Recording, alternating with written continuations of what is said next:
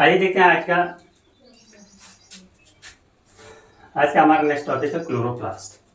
ठीक है, आज हम देख रहे हैं क्लोरोप्लास्ट के बारे में। तो जैसा कि हम जानते हैं क्लोरोप्लास्ट मीन्स होता है हरित लवक। ठीक है, तो बताया गया क्लोरोप्लास्ट यानी हरित लवक जो होता है ये मोस्टली हम लोग जब प्लांट के केस में फोटोसिंथेसिस देखते हैं तो वहाँ पर आप देखते हैं कि जो प्लांट होता है वो सूर्य के प्रकाश की हेल्प से अपना भोजन बनाता है और इस प्रक्रिया को कहते हैं फोटोसिंथेसिस, प्रकाश संश्लेषण। और इस भोजन को बनाने में जो मुख्य ऑर्गन का यूज होता है उसी को हम कहते हैं क्लोरोप्लास्ट या हरित लवक। तो आइए देखते हैं इसके बारे में डिटेल स्टडी।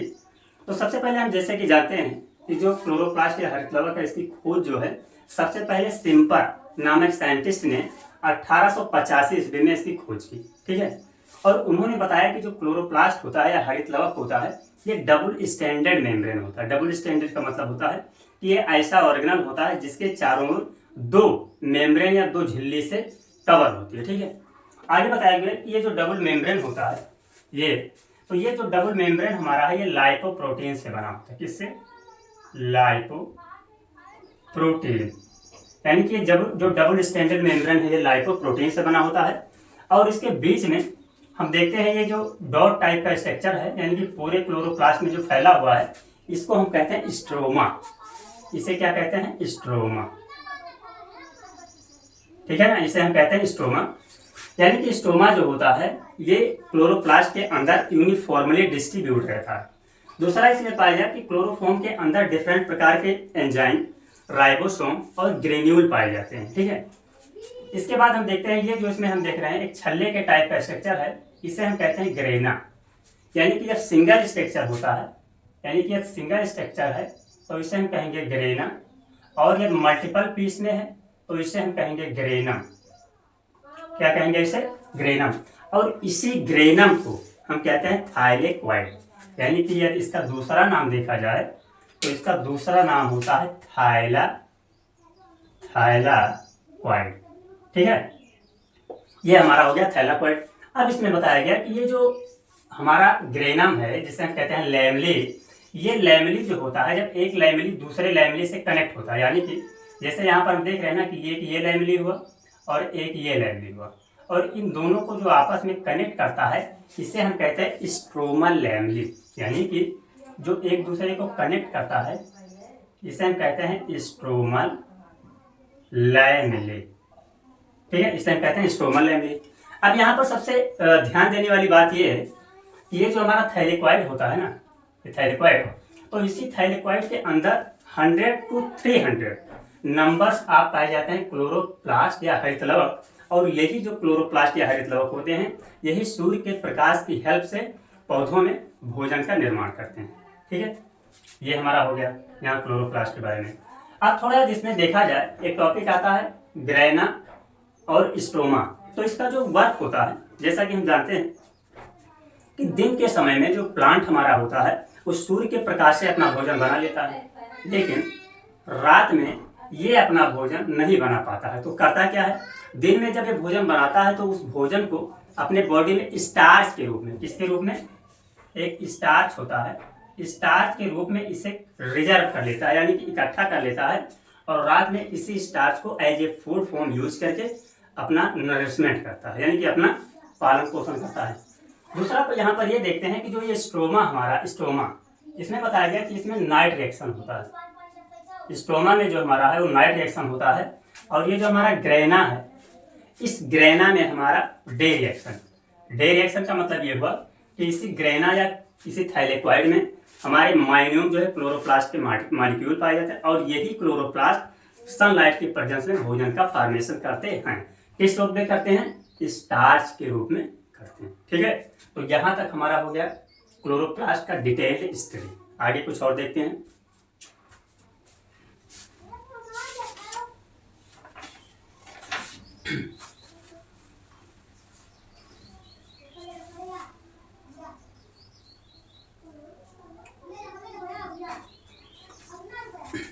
हाँ, थोड़ा सा इसमें हम ये देख रहे हैं क्लोरोप्लास्ट के बारे में कि जैसा कि हमने देखा कि क्लोरोप्लास्ट में जो हमारा स्ट्रोमा होता है, स्ट्रोमा में अभी हमने पढ़ा कि इसमें राइबोसोम होता है तो ध्यान देने वाली बात है, इसमें जो राइबोसोम हमारा होता है, राइबोसोम 70S राइबोसोम होता है, ठीक है, न कि 80S होता है। 80S राइबोसोम जो होता है वो हायर एनिमल में होता है। दूसरा इसमें देखा गया कि जिसमें डीएनए होता है, डीएनए वो डबल स्टैंडर्ड डीएनए होता है। क्या होता है? Double standard DNA. और इसमें कुछ इसके ग्रेन्यूल्स पाए जाते हैं। क्या होते हैं? ग्रेन्यूल्स होते हैं। यानी कि कहने का तात्पर्य है कि ये सारी चीजें होने के बावजूद भी जो हमारा क्लोरोप्लास्ट है वो अपना भोजन स्वयं नहीं बना सकता। इसलिए हम इस क्लोरोप्लास्ट को कहते हैं these are the autonomous organ. यानी कि ये जो हमारा क्लोरोप्लास्ट होता है, यानी कि ये सारे ग्रेन्यूल्स पाए जाने की वजह से इसमें क्या होता है कि ये जो क्लोरोप्लास्ट है ये अपना भोजन स्वयं नहीं बना पाता है। इस क्लोरोप्लास्ट को भोजन बनाने के लिए सूर्य के प्रकाश की जरूरत होती है। इसलिए इसका एक नाम और दिया जाता है जिसे हम कहते हैं semi autonomous. Semi autonomous. Semi autonomous का मतलब होता है कि ये बिना किसी दूसरे की हेल्प से या किसी दूसरे की मदद से अपना भोजन कंप्लीट ना कर पाए, उसी को सेमी ऑटोनोमस कहते हैं। और ये जिसकी हेल्प लेता है वो क्या है? सनलाइट है। तो जब कोई भी सेल ऑर्गेनल अपना भोजन कंप्लीट स्वयं ना बना पाए, वो किसी दूसरे का हेल्प ले, तो उसे हम कहते हैं सेमी ऑटोनोमस। तो यहाँ पर हमारा क्लोरोप्लास्ट हो गया कंप्लीट। आगे देखेंगे नेक्स्ट।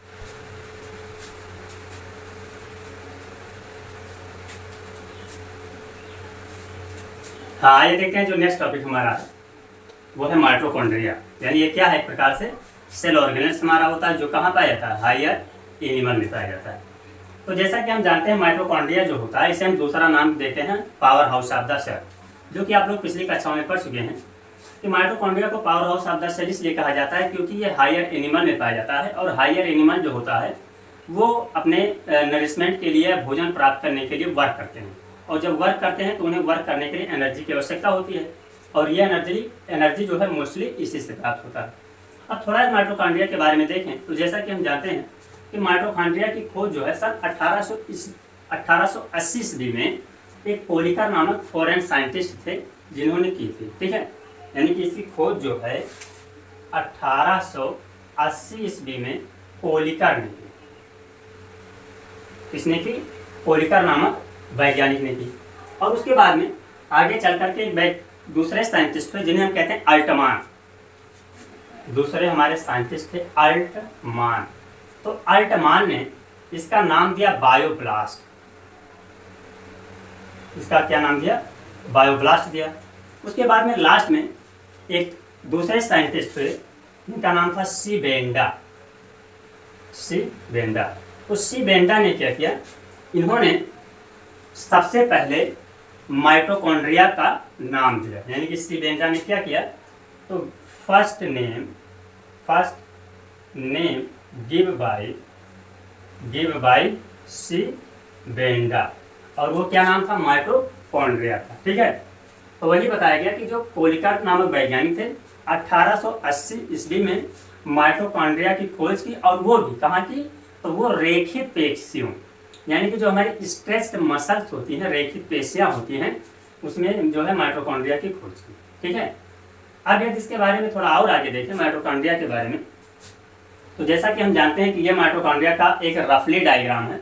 और इसमें हमें ये पढ़ना है कि इसके अंदर जो है ये हमारे जिलेटिनस मैट्रिक्स, ये क्या है? ये हमारे जिलेटिनस मैट्रिक्स हैं जो इसके चारों तरफ भरे हुए हैं। ध्यान दीजिए। उसके बाद में बताया गया कि जो हमारी ये माइटोकॉन्ड्रिया की आउटर वाल है, ये हमारी है आउटर वाल। तो ये आउटर वाल जो इसकी है वो है स्मूथ। स्मूथ मीन्स होता है चिकनी, ठीक है। यानी माइटोकॉन्ड्रिया की जो आउटर वाल है वो बाहरी परत है वो कैसी है? चिकनी है। जबकि इसकी इनर वाल यानी कि आंतरिक वाल जो है वो कैसी है? रफ है। रफ मीन्स होता है खुरदुरा। खुरदुरा होने का मतलब है यदि हम इसकी आंतरिक वाल के बारे में देखें तो इसके आंतरिक वाल में मैट्रिक्स पाया जाता है। ये हमारा मैट्रिक्स है, ये हमारा है मैट्रिक्स। और मैट्रिक्स के अंदर हम देख रहे हैं ये जो फिंगर शेप है ना, इसे हम कहते हैं बिलाई। इसे क्या कहा जाता है? बिलाई। तो यानी हमने देखा कि इनर वाल में मैट्रिक्स होता है। मैट्रिक्स में हमारे कैसे होते हैं? कुछ फिंगर से बिलाई होते हैं। ये विलायक जो होते हैं मोस्टली दो प्रकार का होता है। प्लांट में जो होता है, या प्लांट में बात किया जाए तो प्लांट में ट्यूब शेप होता है, ट्यूब शेप। और यदि एनिमल में बात किया जाए तो एनिमल में ये होता है क्रिस्टी शेप। एनिमल में क्या होता है? क्रिस्टी शेप होता है। ठीक है, अगर थोड़ा और आगे चलें तो हम देख रहे हैं कि ये जो हमारा माइटोकॉन्ड्रिया की इनर वाल है, तो इस इनर वाल के जब एक बिलाई का हम सेक्शन कट करते हैं तो देखते हैं कि इसके अंदर, यानी कि बिलाई के अंदर जो है हम देख रहे हैं कि कुछ टेनिस टाइप के, जैसे टेनिस बाल होता है ना, ऐसे टेनिस टाइप के कुछ माइक्रो पार्टिकल लगे होते हैं टेनिस बाल के आकार के। और इन टेनिस बाल के आकार के जो पार्टिकल होते हैं इन्हें कहते हैं F1 पार्टिकल। क्या कहते हैं? F1 particle. और इन्हीं F1 पार्टिकल में हमारा एक एंजाइम होता है जिसका नाम है ATP सिंथेटेज, यानी कि इसमें एक एंजाइम होता है जिसका नाम है ATP सिंथेटेज। ठीक है, और आगे देखते हैं इसके बाद कि जो माइटोकॉन्ड्रिया होता है, तो माइटोकॉन्ड्रिया की ये जो इनर वाल है ना, इनर वाल, तो यहाँ पर बताया गया कि माइटोकॉन्ड्रिया की जो इनर वाल होती है इसके अंदर हमारा एक इलेक्ट्रॉन ट्रांसपोर्ट सिस्टम होता है, ETS इलेक्ट्रॉन ट्रांसपोर्ट सिस्टम पाया जाता है। और ऑक्सीडेटिव फॉस्फोराइलेशन होता है, ऑक्सीडेटिव फॉस्फोराइलेशन का सिस्टम होता है।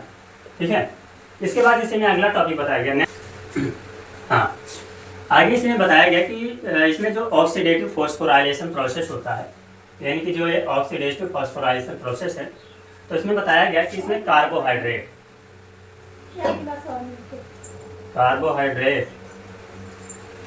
का ऑक्सीडेशन होता है।